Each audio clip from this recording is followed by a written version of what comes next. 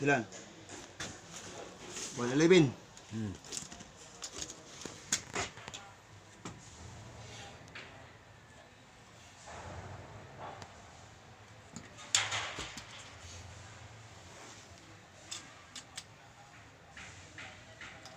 Sunod 5.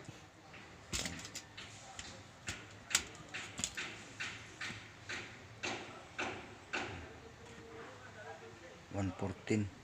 114. 5.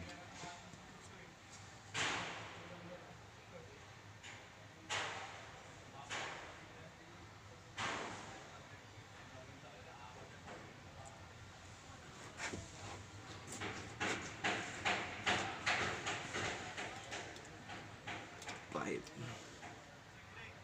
114 ba yun? Opo. Sunod 6. Ang 6 ay 6 at saka 4 pareho, diba? 111. 6,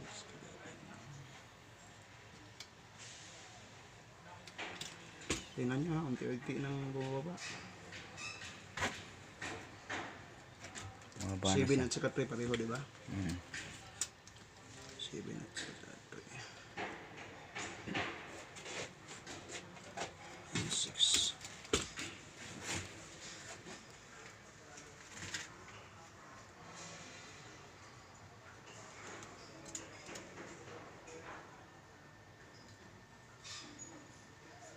Eight at saka 2 pareho, diba? Oo.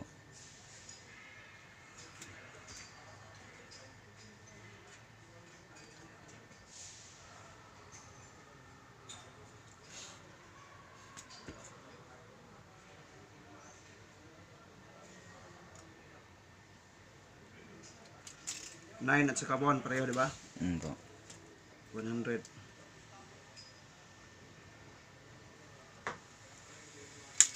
Diyan. Buti maraming supply yung mga anak kong ganito eh. Binibigyan ako ng mga anak ko. Alam kasi nila yung papa nila na layouter. Isa. Dalawa. Tatlo.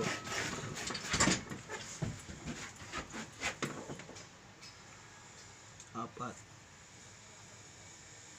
5.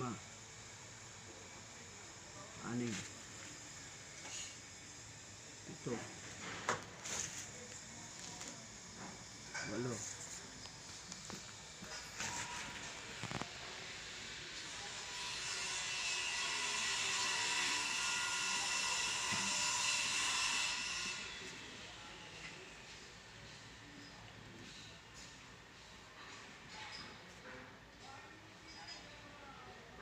Napakapalad nyo ako yung boss nyo po, Travis.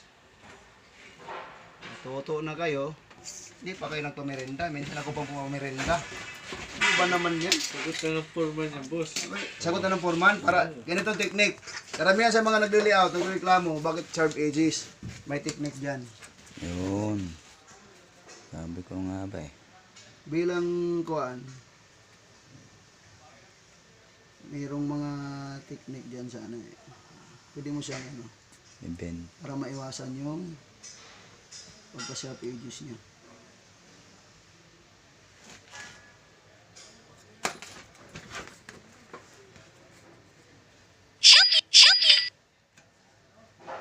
Yan. Yun!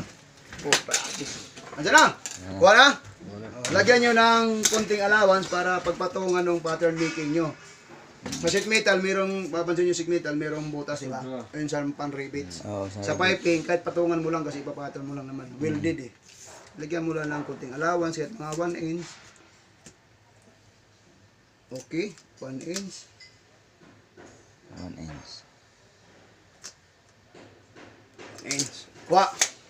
Ang ito, ang purpose nito para mayroon lang siyang sakyan. Oo. Wala na akong kasama, hindi na kasama to sa tubo.